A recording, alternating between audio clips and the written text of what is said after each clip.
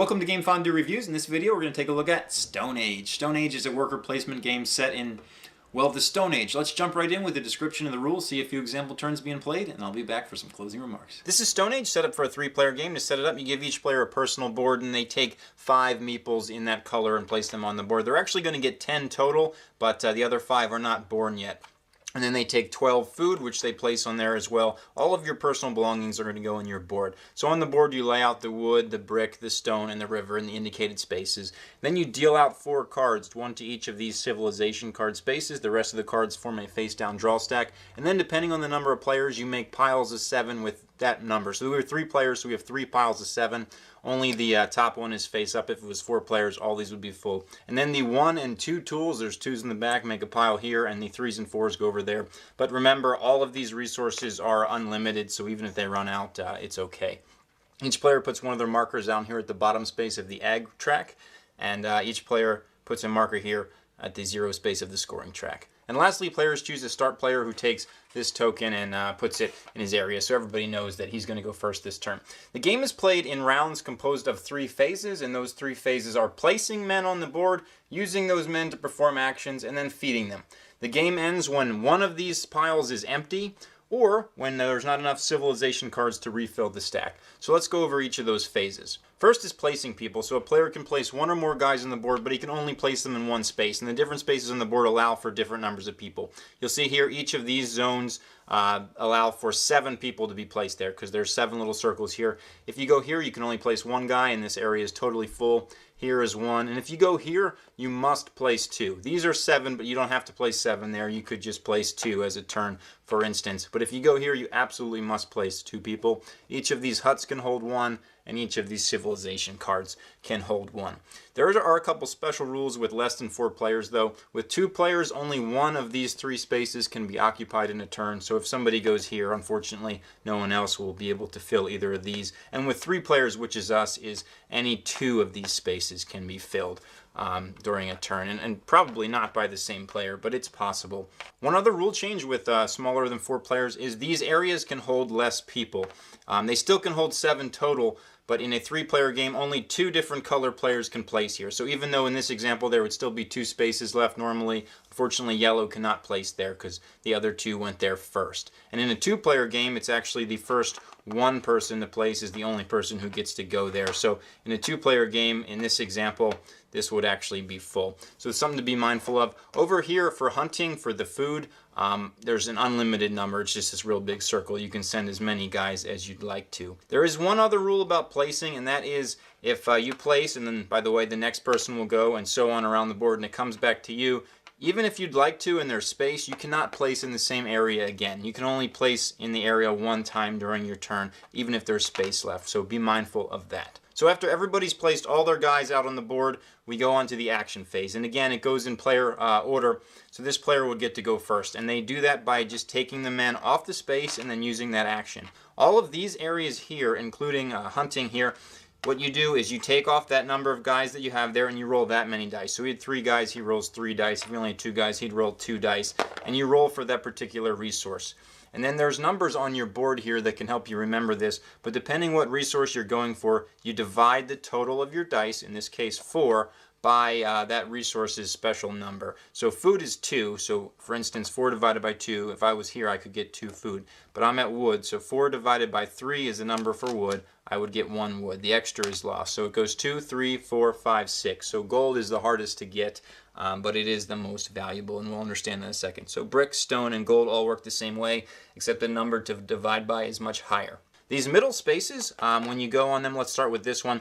When you take off from this, you get to move up 1 space in the agricultural track. And that's how much food your civilization is going to produce each turn. All the way up to 10 you could go. But you get to move 1 space per turn by taking that. This action here that requires 2 people is you take those 2 people back, and then you actually get to add 1 more guy to your civilization. He won't get to take any actions this turn, and you will have to feed him, but in all the future rounds, you're going to have more people to work with. And lastly is this space here, and that's a tool. What you do is you take a tool and you place it here.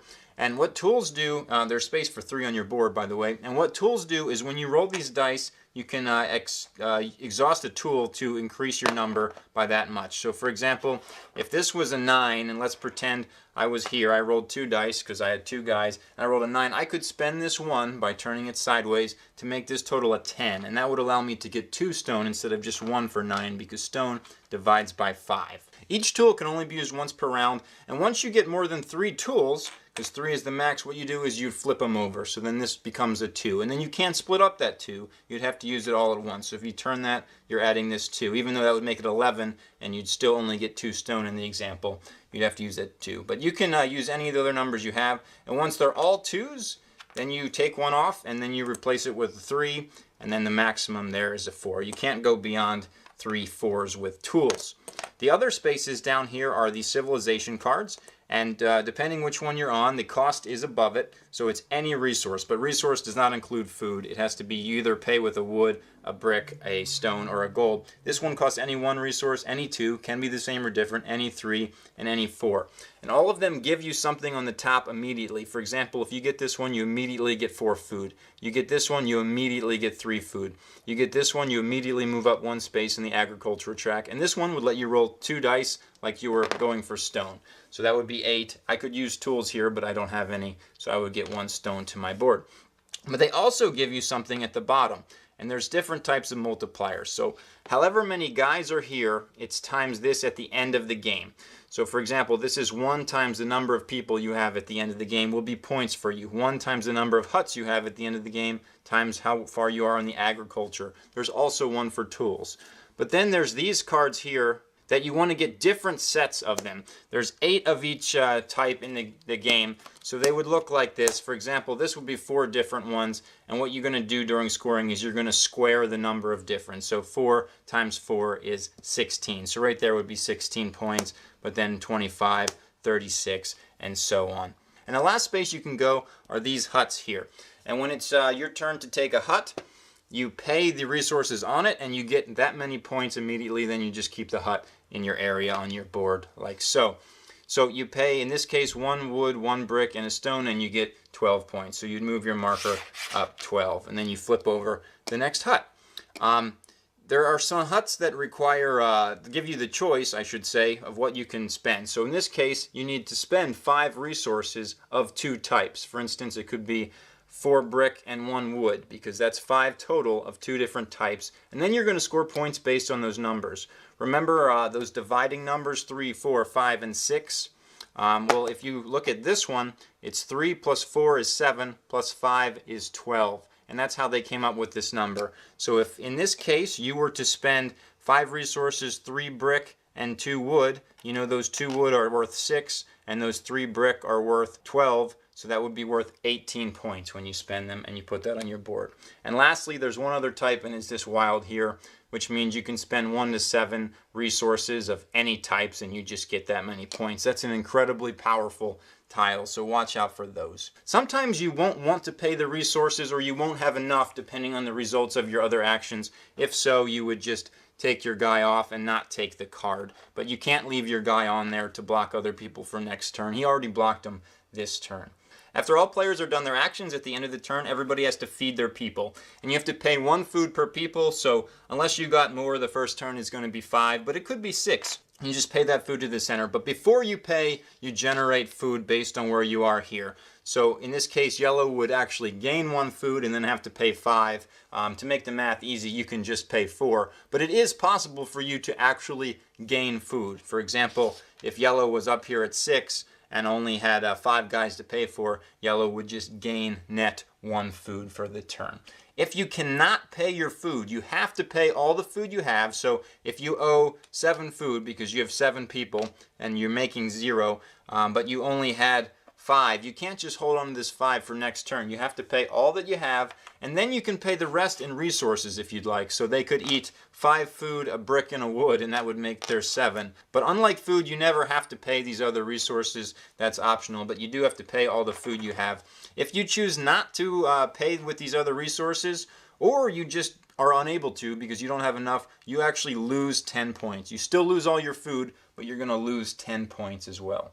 So after each player feeds their people, the next round begins. The start player passes left, and any civilization cards, let's just say this one was gone, they shift down to the right, and the higher cost spaces, remember these are 3 cost and 4 cost, are filled with new cards from the deck.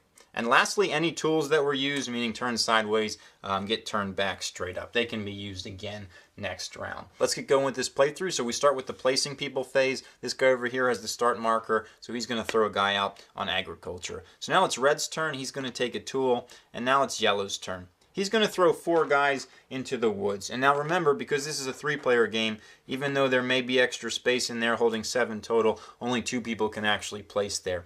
And just to reiterate, these down here, this requires 4 resources of 1 type, and this requires 5 resources of 2 types. And that one just requires them. So this guy's actually going to fill the rest of the woods. He's going to put 3 guys in there, and now it's red's turn. Red's not happy about it, but he's going to go get some brick.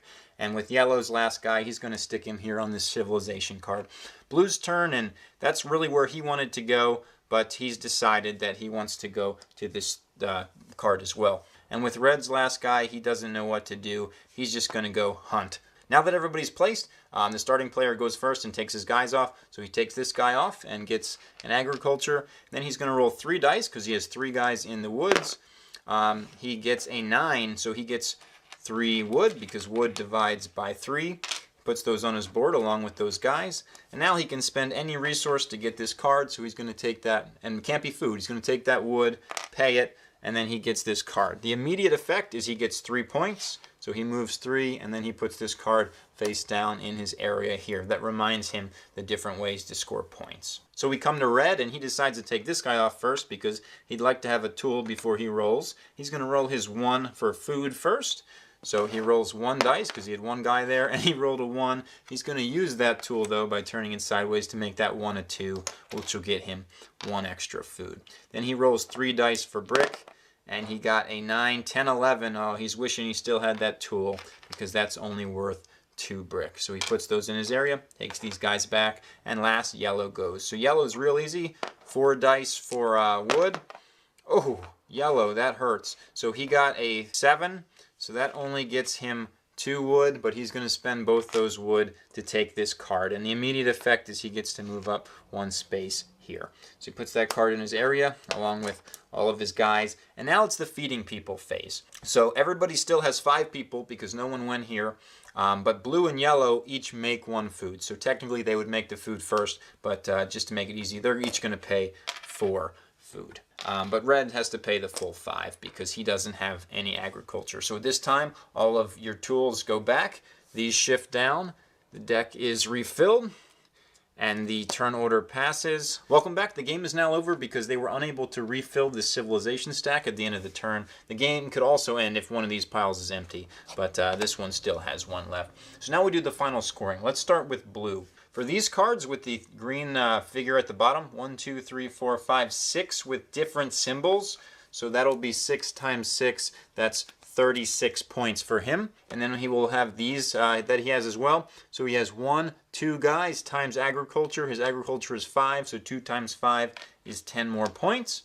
And then we have 2, 3, 4, 5 guys times the number of people he has. He has 8 people on his board, so 5 times 8 is 40 more points. Lastly, he has 1 times the number of huts he has, which is 1, 2, 3, 4, 5, so that's 5 more points. Stone Age is my go-to gateway game. Anytime I introduce people to a board game as a step up from card games, I go with Stone Age because it's very fun but very easy to understand, and it just goes back and forth so quickly with placing pieces that players are always engaged. Also, where you place matters so much because the spaces you want to go to are so scarce that it's not uncommon for somebody to take your spot. And that can be stressful, but it also makes it a lot of fun.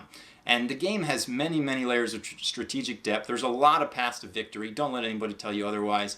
And that keeps it interesting for many, many plays to come. The order of the cards coming out in the huts always being different keeps it a lot of variability in the game. And it's very fun. Also, I think with new players, since a lot of the scoring happens at the end of the game, they are really into the game and are having a great time, and at the end they might find out they weren't doing so well when all the cards come up because they were scoring points mainly by huts or something of that nature. But that's okay because they learned the strategy the first time, they had fun doing it, so next time they'll be a little more competitive.